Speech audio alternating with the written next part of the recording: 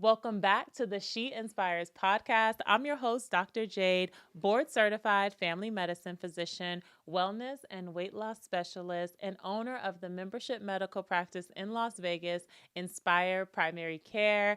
I'm excited about this topic today, and it is wellness non-negotiables. Wellness non-negotiables. If you're new here on the She Inspires podcast, this is all about how busy professional women balance business and wellness.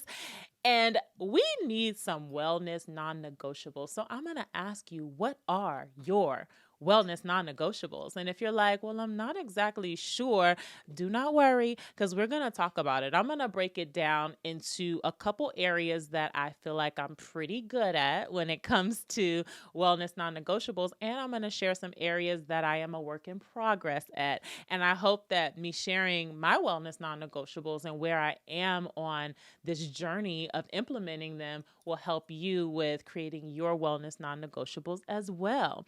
So, all right, let's start with the area. Let's start with the good, okay? The areas I'm pretty good at when it comes to wellness non-negotiables is my time with God. So spirituality and relationship with God may or may not be important, may or may not be important to your life, right? But for me, it is the number one thing in my life. So an area of a wellness non-negotiable for me is spending time with God, specifically each morning doing my devotional time, starting my day with time with God, and being actively involved in serving in ministry and philanthropy.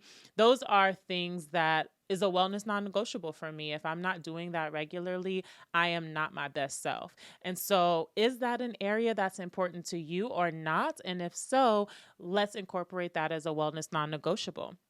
All right. And so the next thing is my time with my family. So after my time with God, that's number one. Number two, wellness non negotiable for me is time with my family, specifically my husband, Carlos, and my children, Ava and Aaliyah. And when I think about, well, why is this a non negotiable? Because everything I do is to really, one, do what I've been placed on this earth to do, right? And that is serving God for me. But two is to spend the time I have creating memories with the people I love and the family I've been blessed with, to actually give them my undivided attention and to pour into them and to share memories with them. And so that is a non-negotiable. If I'm doing all these things and filling up my to-do list and grinding for all these businesses and all these other things downstream, and then I come home and I'm exhausted and I'm tired, and maybe I should have put this as I talk through this, maybe I should have put this on an area I'm a work in progress at, because I am not perfect by any means. I do come home tired sometimes. I do definitely still struggle with overpacking my schedule and my to-do list. And however, the positive part of that is it's definitely a non-negotiable for me to spend time with my family. So I guess I'm somewhere in the yellow zone. I'm not like in the green zone or the red zone with that, but I'm in the yellow zone. I have some areas of improvement to do when it comes with just over scheduling myself. But is time with family wellness non-negotiable for you? And if it is, how can you create different boundaries that can help foster that non-negotiable for yourself? So another wellness non-negotiable that I have is regular exercise. Regular exercise. So people ask me a lot, like, how often do you work out and how often should we work out? And the thing is really finding what works for you to help you get towards your wellness goals, where you can maintain it as a lifestyle, where it's not a crash diet or a crash intense workout plan that you're doing for 90 days and then after that you're just going to fall off. It's like, what can I do in this season of life that helps me transition towards or maintain my personal wellness goals, where it doesn't feel like punishment, where it feels good to my body and I can actually maintain this long term.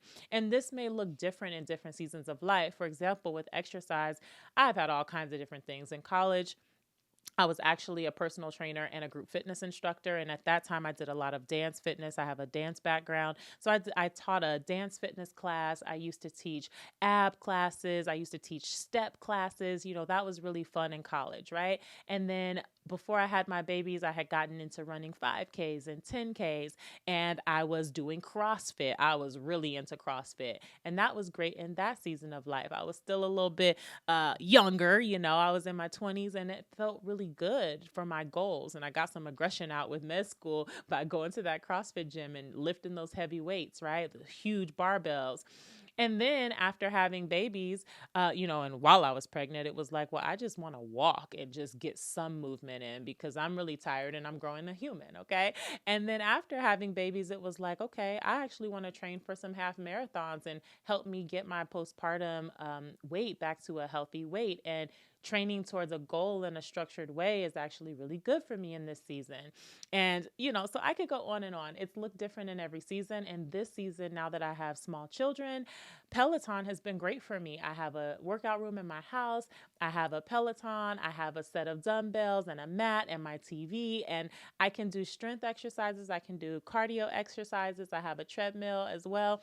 And I can just alternate these different things. It's right there in my home. It doesn't take a long time for me to go to a gym. And it works in this season of life with my children being small.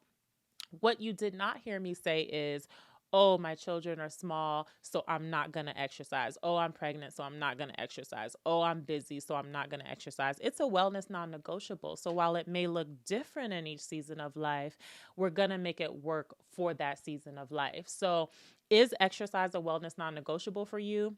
I hope it is. Okay. And if it is, what is something that's actually doable and enjoyable in this season of life that can be a part of your lifestyle? Okay. All right. And so next wellness non-negotiable for me is hydration. This one is easy, but a lot of people skip that water hydration. I'm a bend over. Just those who are watching this on video, I never go anywhere without my big old water cup. Okay. I'm going to take a sip as we go, just for dramatic effect. Okay. All right. So there we go. I'm practicing what I preach. All right. So that hydration, that water hydration is so important. And people ask me, well, how much water should I be getting?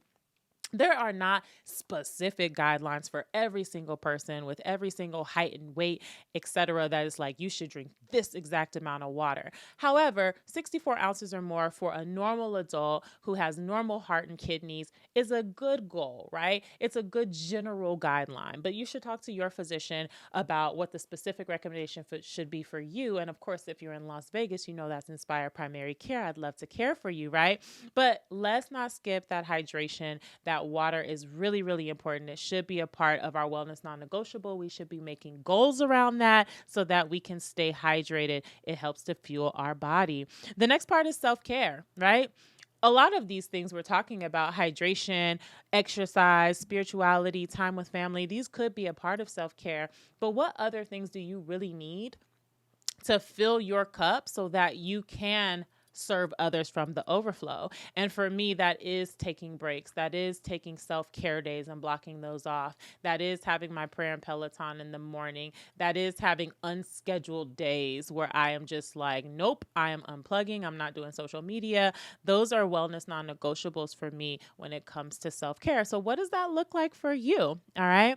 The next thing is a primarily whole food nutrition. This is another wellness non-negotiable for me. This is another question I'm asked a lot is, what is the best diet? What is the best thing to eat? And this will look different for different people based on what your personal wellness goals are in that season of your life. So it's not that pescatarian or keto or vegan or vegetarian is like the only recommendation. However, what are your goals in this season? And then what nutrition will help fuel those goals? Okay. And at every season, I would arguably say that a nutrition that is primarily whole food and plant-based and rich in whole foods is going to help to fuel our overall wellness, okay? Whether you're adding meat or not, whether you're adding fish or not, but having foods that are rich in green leafy vegetables, in fruits, in whole grains, in healthy fats, in healthy starches, foods that are nutrition label free and from the produce section, rich in that is going to help fuel us. Okay.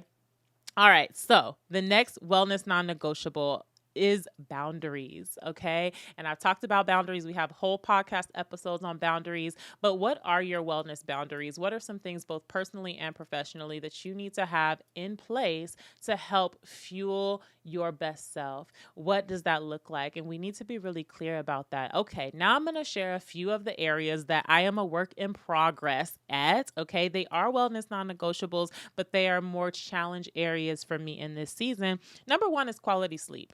I have a wellness goal of having at least 7 hours of sleep, but I will admit I do not always get 7 hours of sleep consistently. Sometimes it's 5, like last night. Sometimes it's 6. More often it's 6, but my goal is 7. So what does your wellness sleep regimen look like for you? Sleep is so important. Quality, uninterrupted sleep is so important to fuel our overall health and wellness. And so what does that look like? Is this an area of opportunity and work in progress for you as well? Or are you killing it in this area? But it should be on our wellness non-negotiable, some quality sleep. The next one I am working on and I'm a work in progress in is rest. And I've talked about this on some of the episodes, but I'm really great at being productive. I'm really great at checklists. I'm really great at grinding. And I'm a work in progress when it comes to resting and being unscheduled and quote unquote doing nothing. That is more challenging for me. But rest is an important wellness non-negotiable that I am working to get better at. Okay. And then another area of progress for me that I'm a work in progress when it comes to wellness non-negotiables is limiting screen time. And I shared recently with you all that I had took like a social media break, and I really was trying to just really step away so that I can reprioritize how I utilize social media and how I utilize screen time so that I'm not on the screens when I'm with my family. So I am being fully present. And so what I've learned for me is a more healthy way to utilize being active on social media is to have a time, 2 times in the day, a time in the morning and a time in the afternoon, while I have a short period of time where I interact. And from there are no notifications and I don't check it. And it's just been really nice to kind of shift around that instead of doing social media all day throughout my day. So that's an area I'm a work in progress, but I have made some good, healthy changes for myself when it comes to that wellness non-negotiable. Okay.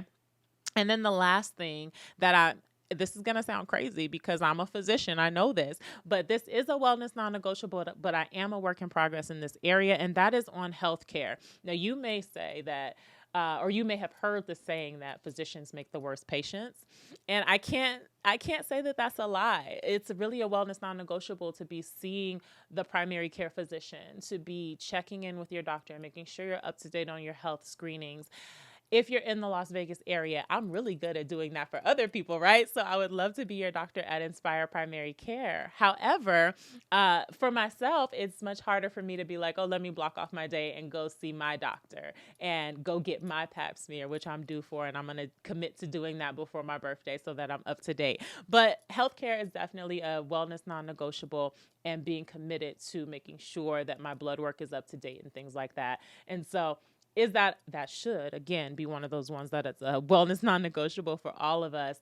And what has that looked like for you? So I hope that these are helpful for you. I thought that this would be really interesting to just chat about some wellness non-negotiables, kind of do a reassessment for ourselves, define what that should look like for ourselves, and to see where we are on the spectrum of I'm killing it in this area, or there are areas of opportunity to improve in that area. So I hope you got something out of this episode. If you did, please leave a DM. Let me know how you enjoyed this episode. And if you have any other topics you'd like to hear on the podcast, leave a review. Leave us a review and let us know how we're doing. And please share this episode with other busy professional women in your life that are balancing business and wellness. And join us at our social media fam on Instagram at Dr. Jade MD. We would love to have you there to be a part of the fam, where we're talking about the behind the scenes of balancing business and wellness and marriage and medicine and children all together. So we'll see you there, and I'll see you on the next episode of the She Inspires podcast.